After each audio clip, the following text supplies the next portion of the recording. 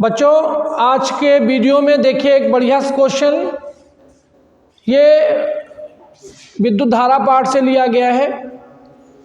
Question है, ये चित्र बना हुआ है। देखें चित्र में प्रदर्शित तार AB का प्रतिरोध 200 ओम है, 1200 ओम है तथा उसके सिरों के बीच विभवांतर 200 वोल्ट लगाया गया। देखिए ये जो तार AB है इसका प्रतिरोध 1200 ओम और इसके सिरों पर 220 वोल्ट का विभवांतर लगाया गया है। यदि वोल्ट मीटर का प्रतिरोध 6000, ये वोल्ट मीटर लगा हुआ है, इसका प्रतिरोध कितना दिया गया है 6000 ओम, 6000 ओम हो तथा तार पर बिंदु C A से चौथाई दूरी पर हो तो वोल्ट मीटर का पाठ्यांक क्या होगा। हमें दिया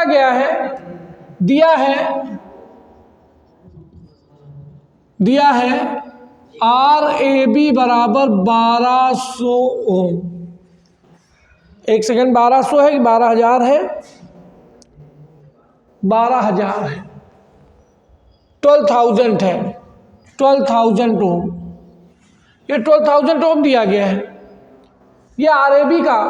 और चूंकि AC बराबर AB/4 इसलिए RAC बराबर RAB/4 बराबर 12,000/4 इज इक्वल टू 3000 ओम।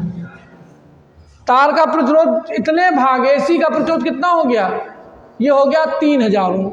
चूंकि वोल्ट मीटर तार AC के समांतर क्रम में है। तार AC के किस क्रम में, देखो ये जो वोल्ट मीटर लगा हुआ है AC के किस क्रम में, समांतर क्रम में है। इसलिए इस संयोजन का प्रतिरोध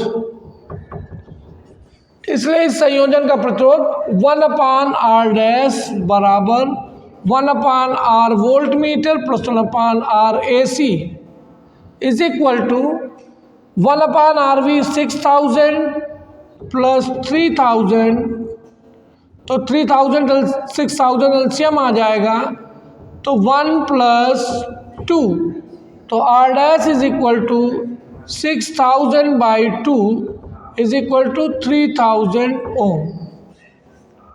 कितना आ जाएगा 3000 ओम। 3 नहीं आएगा, यहाँ पर 3 आएगा, यह आएगा 2000 ओम। 2000 ओम आ गया। इसलिए संयोजन का कुल प्रतिरोध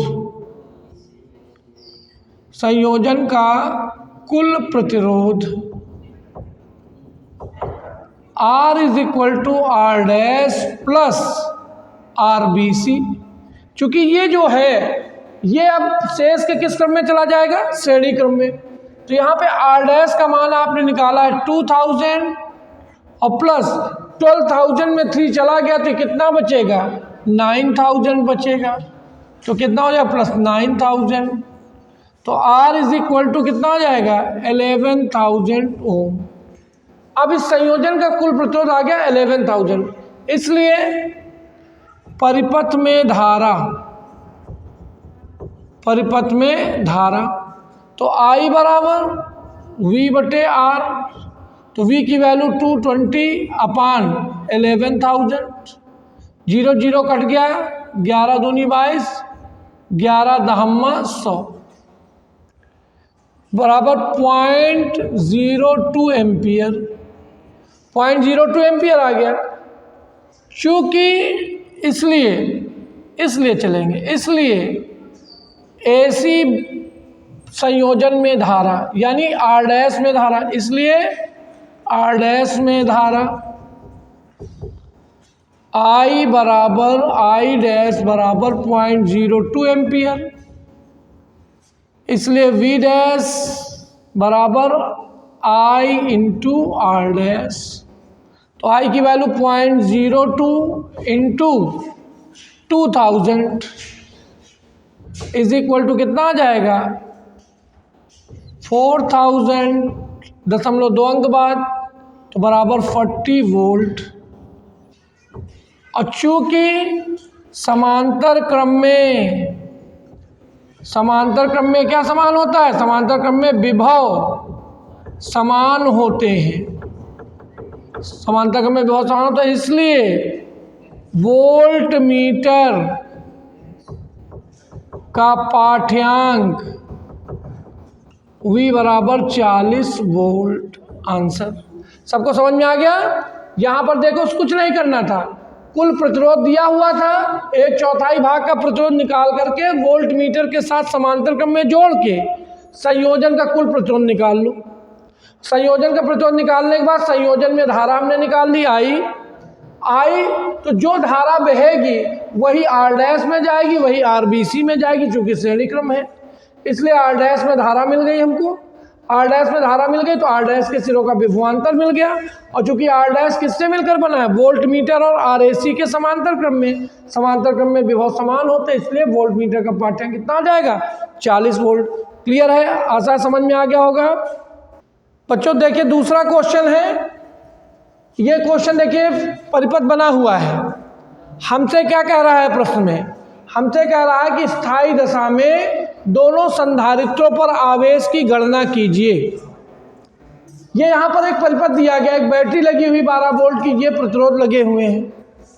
तो आप एक बात जान लेना कि जब हम यहाँ से धारा लेकर के चलेंगे, जब धारा लेकर के चले तो यहाँ से जब धारा चलेगी तो एक मार्ग ये मिलेगा, एक मार्ग ये मिलेगा, लेकिन इस मार्ग में क्या लगा हुआ, संधारित्र अपने से होकर धारा को नहीं जाने देगा, क्योंकि उस समय संधारित्र क्या हो जाएगा, आवेशित हो जाएंगे, और जब संधारित्र पूर्ण आवेशित हो जाएंगे, यहाँ से होकर के कोई धारा नहीं जाएगी, तो संपूर्ण धारा कहाँ से होकर के चली जाएगी, यहाँ से होकर चली जाएगी।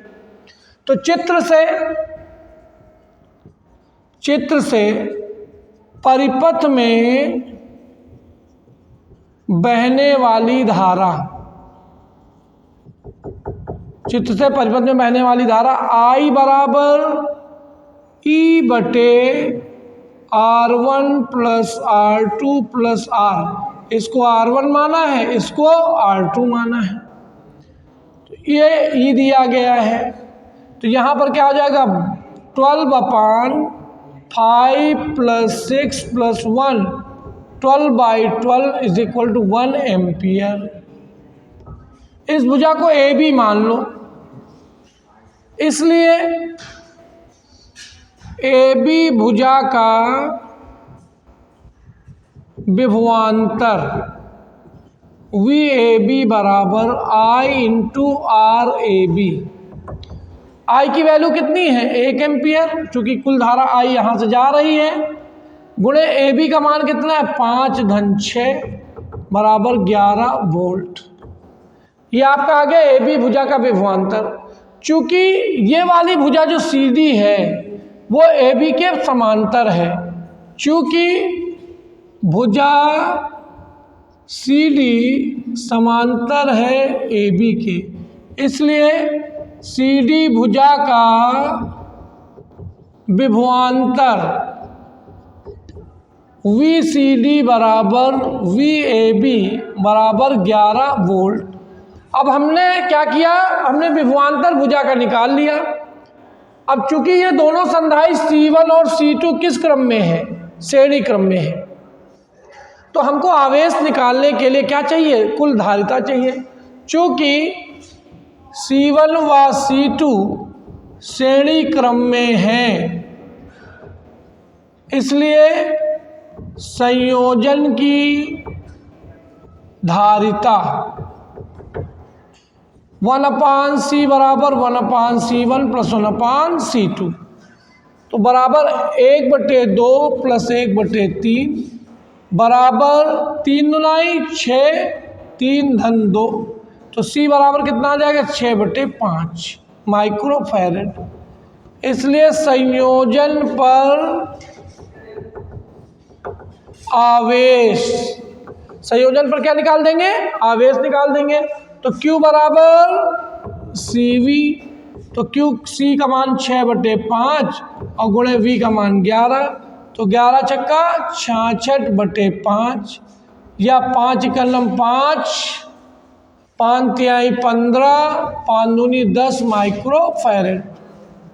5 एकलम 5, 5 तिहाई 15, 1 16, 5 दूनी 10, 13.2 माइक्रो कूलाम, ना कि फैरेड, माइक्रो कूलाम। चूंकि श्रेणी क्रम में आवेश क्या होते हैं, आवेश समान होते हैं, इसलिए Q1 बराबर Q2 बराबर Q बराबर 13.2 माइक्रो कूलाम। माइक्रो कूलाम यानी प्रत्येक संधारित्र पर कितना आवेश आ जाएगा, 13.2 माइक्रो कूलाम का। इसलिए पहले संधारित्र का विभवांतर V1 बराबर Q1 बटे C1, तो 13.2 अपान कितना है, 2 माइक्रोफैरड, तो दुछाक 12 वोल्ट, 6.6 वोल्ट। दूसरे का Q2 बटे C2 13.2 अपान 3, तो 3 चौक 12 वोल्ट। ठीक है, तो दोनों संधारित्रों पर आवेश श्रेणी क्रम में आवेश समान होते हैं, तो 13.2 आ गया। दोनों संधारित्रों पर आवेश क्षमता कितना आ जाएगा, 13.2 माइक्रो कूलाम, और इस पर विभवांतर आएगा 6.6 वोल्ट, इस पर विभवांतर आएगा 4.4 वोल्ट। आशा है ये दोनों ही क्वेश्चन आपको समझ में आ गए होंगे। ठीक है, अगले क्वेश्चन के लिए अगला वीडियो देखें।